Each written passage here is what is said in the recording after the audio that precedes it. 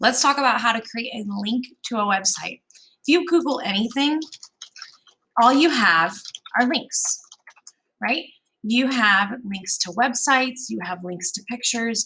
Notice whenever your cursor goes over a link, it turns into a little hand with a little pointer. That's when you have a link that's available. Links can be embedded in so many ways.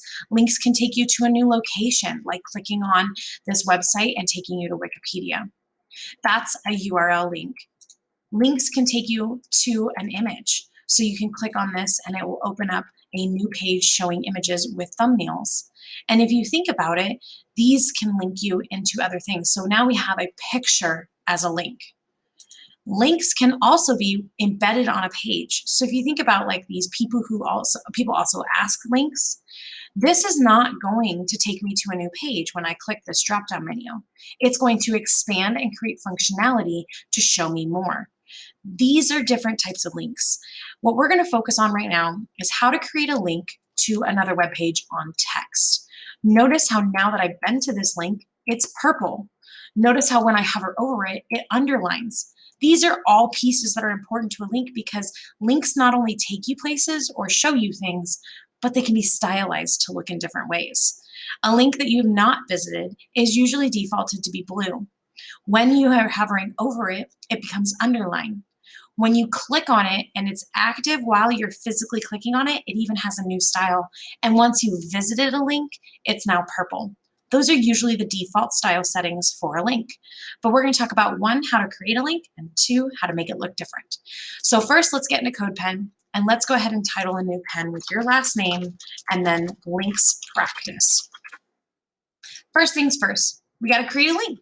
So let's say click here to go to Google.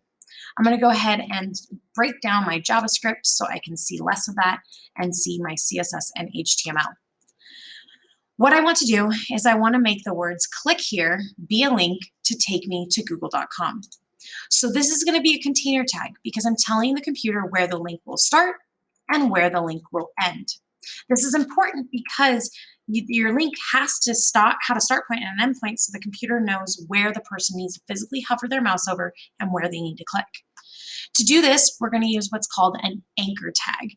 The reason it's called an anchor tag is because we're making this text be the anchor for where this is going to take us. So I'm going to use an anchor tag, which gets abbreviated to an A. Then once I open my anchor tag, I then need to tell the computer where the link ends. And that's where I'm going to put it at the end of click here and use a close A tag. This is where we begin to talk about attributes. I've said this is going to be a link, but I haven't told it where it's going or what it's doing. So just like our image, we have to show those types of things. So in the next video, we're going to go ahead and add in some features to tell the computer where to go. Don't forget to save this pen.